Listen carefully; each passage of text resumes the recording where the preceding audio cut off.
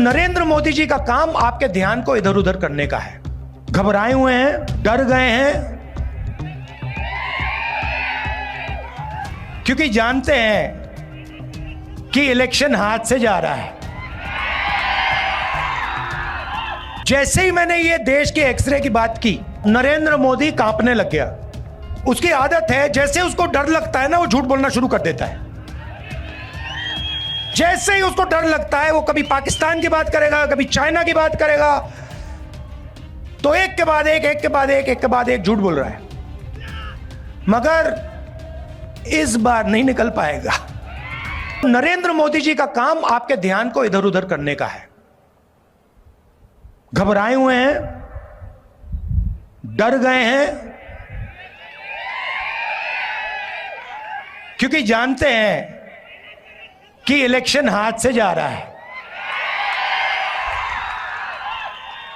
और electoral bonds में इतनी चोरी हुई है कि इलेक्शन के बाद उनकी मुश्किल हो जाएगी। तो घबराहट में है, तो एक के बाद एक झूठ बोल रहे हैं।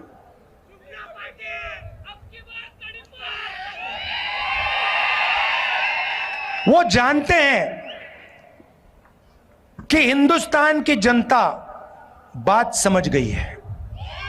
वो जानते हैं कि हिंदुस्तान की जनता इस चुनाव में संविधान की रक्षा करने के लिए खड़ी हो गई है। और वो जानते हैं कि हिंदुस्तान की जनता समझ गई है कि नरेंद्र मोदी जी अरबपतियों के नेता हैं, गरीबों के नहीं। अब जैसे ही मैंने ये देश के एक्सरे की बात की, वो नरेंद्र मोदी कांपने लग गया। जैसे ही उसकी आदत है, जैसे उसको डर लगता है ना, वो झूठ बोलना शुरू कर देता है। जैसे ही उसको डर लगता है, वो कभी पाकिस्तान की बात करेगा, कभी चाइना की बात करेगा, तो एक के बाद एक झूठ बोल रहा है। मगर इस बार नहीं निकल पाएगा। तो सबसे पहले आपसे यह कहना चाहता हूं कि पहली बार ऐसा चुनाव हो रहा है कि बीजेपी ने साफ सबके सामने कहा है, उनके एमपीओ ने साफ कहा है कि अगर हम चुनाव जीते तो हम हिंदुस्तान के संविधान को बदल देंगे। और मैं आपसे कह रहा हूं, उनसे कह रहा हूं, ऐसी कोई शक्ति नहीं है दुनिया में जो हिंदुस्तान के संविधान को बदल सके।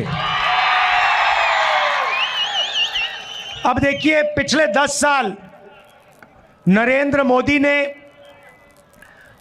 22 लोगों को, सिर्फ 22-25 लोगों को लाखों करोड़ रुपए दिए हैं। 16 लाख करोड़ रुपए नरेंद्र मोदी जी ने हिंदुस्तान के सबसे अमीर 25 लोगों को दिए हैं, कर्जा माफ करके। भाइयों और बहनों, हालत यह हो गई है कि जितना पैसा 22 लोगों के पास है, उतना ही पैसा 70 करोड़ हिंदुस्तानियों के पास है।